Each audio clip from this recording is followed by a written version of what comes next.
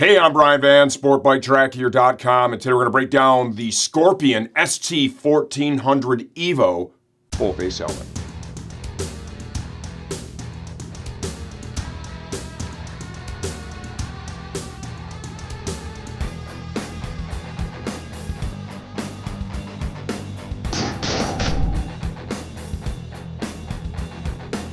Okay, the Scorpion ST1400 EVO carbon helmet retails for $479.95 as of the time we're shooting this video. Please understand we never update videos for pricing changes, only when the product itself has been completely redesigned. Who is this helmet right for? This helmet includes a drop-down inner screen, right? Which is a feature that is definitely really driven towards street riders. This gives you the ability when you're out there, say, you start early in the day where it's a little dark out, right? Shield up, you don't need a tint. You get into the part of the day that we all love the most, the sun's shining, beautiful ride, drop that thing down, right? You've got your tinted screen, simple slide of a switch. More of a street helmet. Does that mean you couldn't use this on the racetrack? Absolutely not. If you're a rider that does the majority of the riding on the street, sport, touring, I mean, this thing would look great probably on a lot of cruisers, right? It's a good looking helmet. You do most of your riding there, but you're going to do this occasional one-off track day, 100%. This is a quality helmet. It's safe, protective, right? Aerodynamic, vents well. Go ahead and use it for some light track day duty. What's included with this helmet? What's in the box? Well, you're going to get this gorgeous carbon fiber helmet. Comes with installed their Everclear fog-free outer shield. The dark smoke drop-down inner screen is also an Everclear screen, so that's their fog-free stuff is typically, it's the best on the market. It's been that way since Scorpion came out. Awesome. Comes with a chin curtain installed. Air fit cheek pads. We'll talk more about that as we get a little deeper. Now, they do include with this, right? Because sometimes some of the conditions can be such that it can overwhelm the Everclear fog-free treated shield. They include a second clear shield with this that is pin lock ready, as well as a pin lock 120 max vision inner lens. You put that on the inside of the helmet. That truly is the benchmark for fog-proof, right? Treatments for helmet shields. You install that, it has to be terrible, right, for you to have a problem. Also comes with a nice padded bag, right, for storage as well as transport. Helmet fit. I measure 58 centimeters on the money, intermediate oval head shape. Per their size chart, I'm a size medium. In the 1400 EVO, I tried the medium on. I get a good, comfortable fit. With that said, this is kind of a pretty racy fit too, like something that I would expect more from, a higher end racing helmet, like the EXO R1 Air, the Shoei X15, helmets of that nature, where to get it on, there's a little effort, but once you get it on, you settle into it, it really feels good and comfortable. You ask yourself, well, why would they do that, right? Why not make it easy on, easy off? One of the goals with going from the ST1400 to the ST1400 EVOs, they wanted to make this thing quieter, okay? People typically are riding in touring helmets. They want as quiet of performance as possible while still preserving a strong amount of ventilation. One of the best ways to do that is to make sure that the helmet fits correctly. So when you have the helmet on, right, it's sealing really well around the base of your jaw, back of your neck, with the chin curtain, the aero skirt included, sealing up in that area as well. Other things they've done, they cleaned up some of the exteriors and the aerodynamics to quiet it down. But I would say, for me, that's why the fit is the way it is. It's a non-issue once you get it over. But if you're one of those people, you want the on-off to be really easy, you might want to maybe move in a different direction. But if you're one of those people, you want a great, comfortable fit, and you want it to be as quiet as possible, this style fit really goes a long way towards helping you achieve that goal. Weight. This helmet weighed 3.35 pounds on our digital shipping scale today in the warehouse. Bluetooth compatibility. Like every other modern helmet at this point, there are pockets built into the EPS in the cheek pad area. They put some covers on it. I'm going to show you that too, because once again, it's done in an effort to keep this thing as quiet as possible. But it's got the cutouts, can accept any of the universal stuff. And Scorpion also has a couple of direct, right, their own proprietary units that I think are coming out later in the year. I haven't seen them, haven't seen a lot of details about it, but they are happening. Ventilation. This helmet, especially when you have a drop-down inner screen, right? This helmet produces reasonable amounts of ventilation. You get a very large switchable intake here at the top of the helmet. There's 3 levels to choose from. Get a large chin vent here. 2-stage vent. You have this diffuser on the top of the helmet for the exhaust, and part of that too is going to work as a venturi. You know, the way you see, like even this hole right here on the top of the vent, having that behind the intake, what they're doing is driving air in there so that as it passes over the holes in the back of the shell, it's a venturi effect, right? As that air passes through that diffuser over the holes, it's going to work to pull air out of the helmet, so you're going to get the heat, the humidity that's building up inside the helmet. It's going to help to draw that out the back, and that works in conjunction with the air that's entering in the front. It's also much more efficient when you have an exchange of air where it's coming in and both going out. This is not a helmet that I'm going to ride in. Okay, I think I rode in the previous ST1400. It ventilated well. My expectation with this is it's going to ventilate well. Shell construction and number. Got 3 shells, carbon fiber, obviously. This thing's lightweight. Good looking helmet, real small outer profile too. A lot of riders kind of gravitate towards that. Shell breakdown is going to be extra small, small, medium, large, extra large, 2X. Safety standards. This is for the US market, both DOT as well as ECE 2206 certified. Noise production.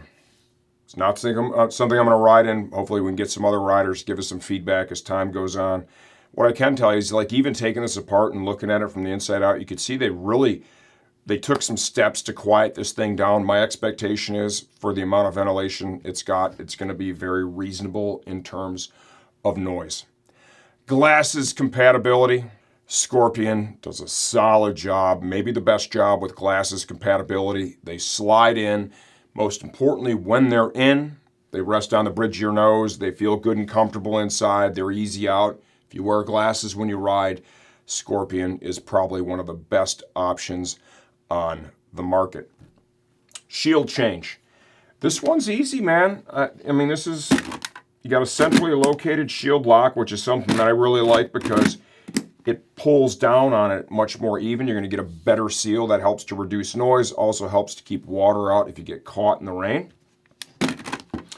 To remove it, raise it all the way in the upwardmost position. There's a little trigger right here. Kind of pull up on that, pull out on the shield.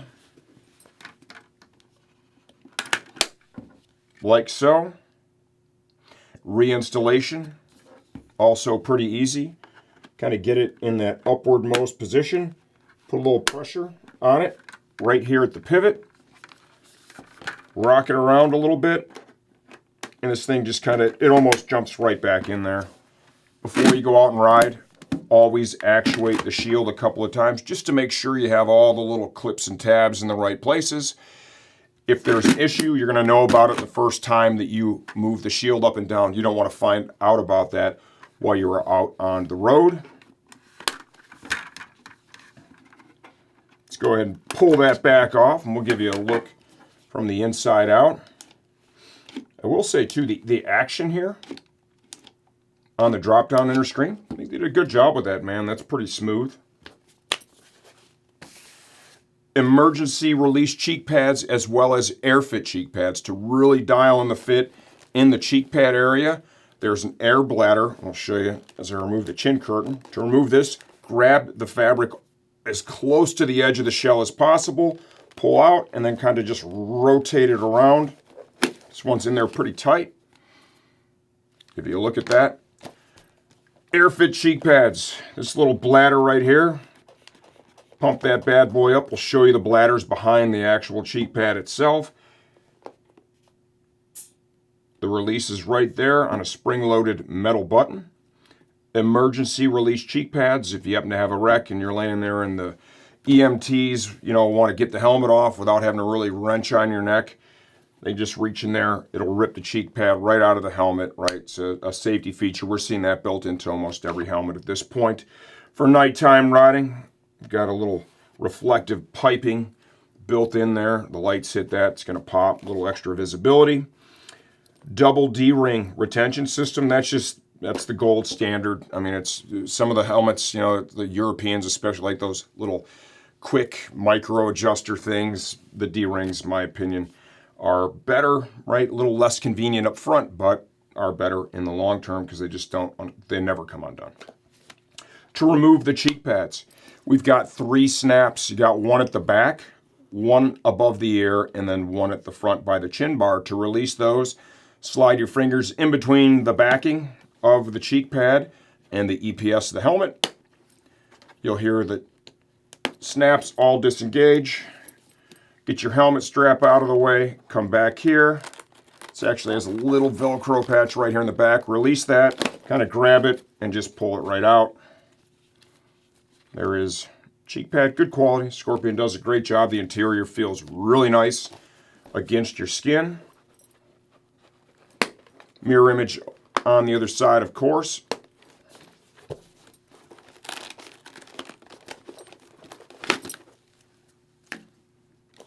Now to remove the top pad, at the very back of the top pad, base of the neck, we've got 2 snaps. Same thing, just kind of get a finger or thumb in there, in between the backing of the top pad and the EPS of the helmet. Put a little pressure and it's going to pop right out. Now up here in the front at the brow of the helmet, you've got your helmet liner is stitched to this plastic, this large tab. There's 3 snaps. You can kind of see the round part right here. That indicates where the snap is at.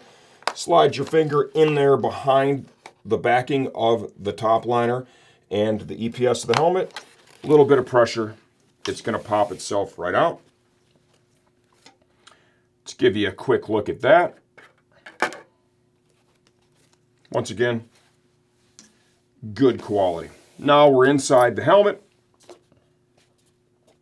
You can see here with the chin vent, one level of venting blows air right towards the face.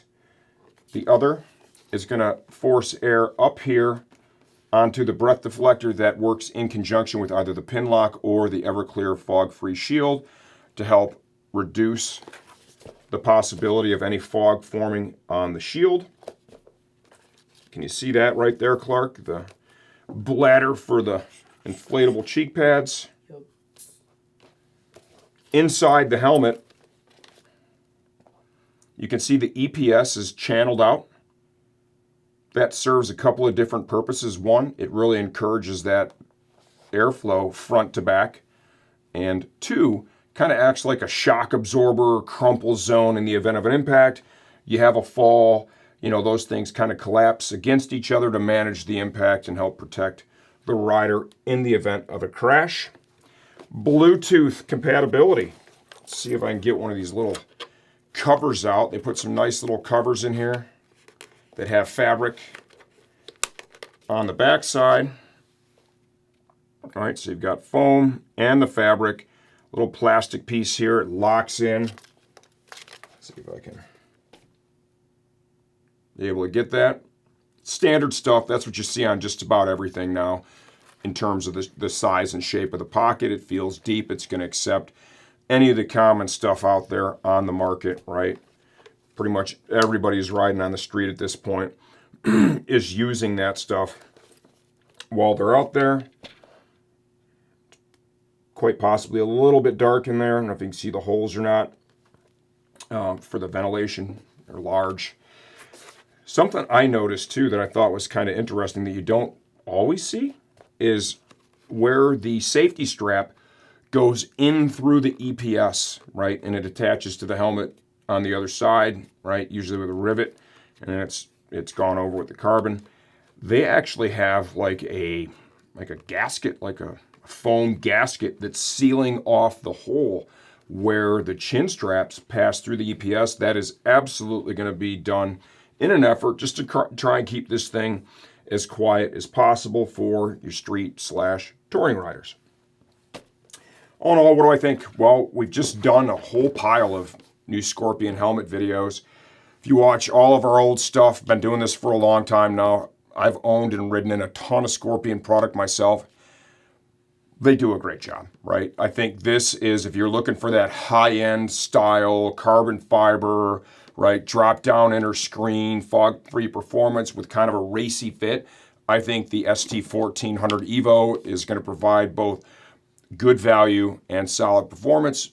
Like I said before, you know, we're doing our riding on the racetrack at this point. I can't ride in everything. I can't evaluate it because I've owned hundreds of helmets over the years, right? And share information I think is relevant to help you make a purchase decision. And I'm sure at some point we have a lot of comments left on these videos. You get some folks that snatch one of these up and they ride in it and they share their thoughts on how they feel about, you know, some of the more performance-oriented, right, experience when they're out there actually riding on the street. We do appreciate that interaction and feedback with people. And on that note, anyone who leaves comments on our videos, sometimes I miss them, but I usually get them. I'm the guy that answers all that stuff, and I'm always here to help you choose the right helmet for your next ride.